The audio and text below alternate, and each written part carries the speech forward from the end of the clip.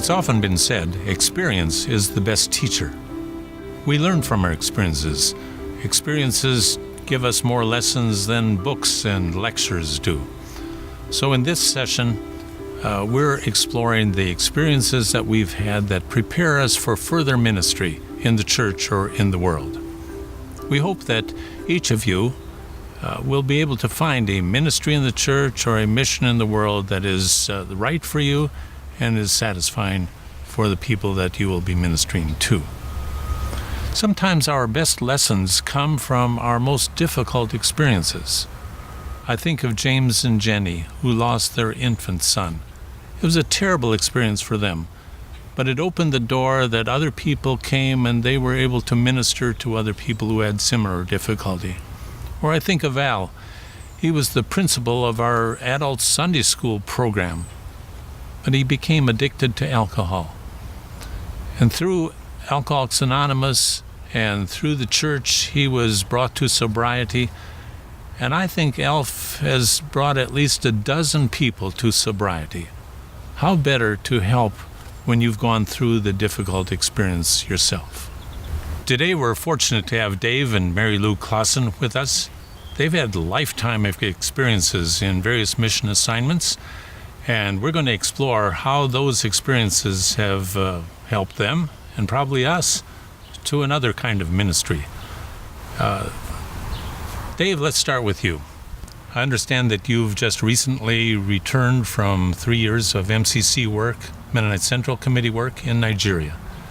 I understand that you worked with some peace clubs there. Can you tell us about those peace clubs?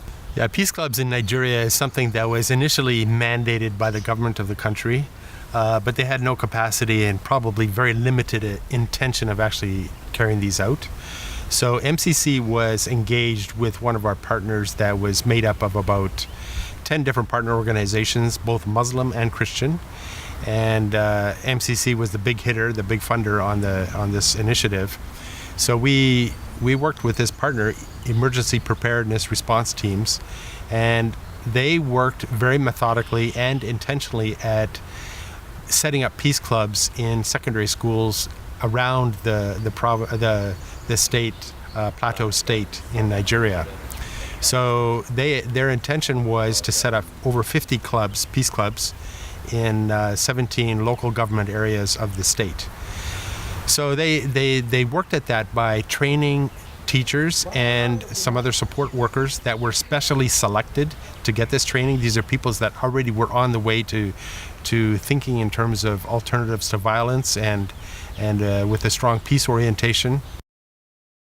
The impact on the children and on the communities was actually quite dramatic. Oftentimes the teachers in these schools that had been trained, they were the educated people in the communities. So they were the ones that would be involved in a variety of discussions and problems and issues that would come up. And so they would then apply that training into these various situations. The children too, it was amazing. I mean, they were enthusiastic. Often the peace clubs were by far the most popular club in the school. One community, the community of Wase, it's a very Muslim-dominated community, and the school was an Islamic school, so there weren't Christians in this particular school, and they actually had to refuse kids from entering because it was getting too big. They had over 100 kids in this peace club. Another school that I had, I didn't go to all the schools, but I was privileged to observe in a number of the schools. And this one was in a community where there was actually Muslim and Christian kids. And they were together and they were lively and they were energetic. And it was just really fun to just hear their enthusiasm of this. And they were reiterating what they had heard and what they had learned, through this training, Peace Club training. And so by the end of it, I wanted to narrow it down to a couple of stories of these children, so that they could tell me what was the impact, right? So I got a bunch of kids and they told me their stories. Came down to 2 girls. And these are Muslim girls. They were from one family. They had 4 mothers between them, 1 father. So they told me the stories of how each of them had a different mother than the other, the same father, and how they had negotiated and mediated conflict between their 2 mothers. Because you can imagine if you got 4 women, 4 wives, this isn't going to be conflict-free environment, right? Yeah. so they were quite, intentional about applying what they had learned through these peace clubs in their very home situation. So this principal, he was challenged by the students, because often in many schools in Nigeria, across Nigeria, they use corporal punishment. They'll beat the kids, when they disobey or they come late or they've talked back or something. And these children, in the youth in the school were saying, like, this is not the right kind. This is violence, right? And it begets violence. Therefore, we need to address this. We need to think of creative ways of punishing kids, right? So they actually eliminated corporal punishment in that school, and they thought creatively of other ways of disciplining children that misbehaved.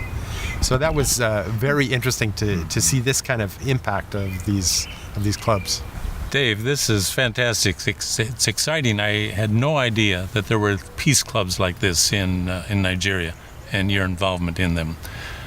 Dave, what kind of experiences prepared you for this important assignment? How were you prepared for working with the peace clubs, or even working with the discipline?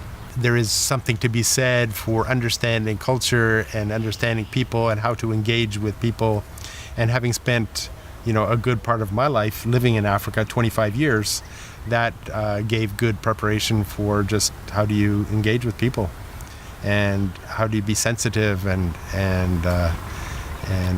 communicate, right, and love them, right? That's a critical thing. I loved the work that I was doing. That in terms of preparation for the work with peace clubs, particularly, it was more about the administration side, and it's part of life experience, as you were saying, in different countries in Africa, including previous experience in Nigeria, that gave us a sense of the culture, and also part of the calling to try to live faithfully in the context one is in, to bring out, to work with partners, and that's MCC's practice, is to work with partners, local partners. It doesn't have to be Mennonite, it can be any partner that wishes to see peace come into their communities. And sort of building them up and supporting them was part of the background that we'd had and experience in other places, but also even in terms of our own faith, and recognizing that God is active in many different places, in many different communities, and not always in the way that we think. Yeah, Mary Lou was teaching in a couple of seminaries in Nigeria, a Catholic seminary and a Pentecostal seminary. And these were people, priests and pastors often, that were intentionally going back out into their congregations and ministering. And so I often felt that the most significant thing that MCC was doing in Nigeria was the work that Mary Lou was doing, because when you've got a priest, he goes out in his parish and he's got thousands of people now that are listening to him. And if he's convinced that there are alternatives to violence in response to conflict and so on, the impact can be just massive, right? So she was teaching in the Catholic seminary 43 wannabe priests, and these are all men.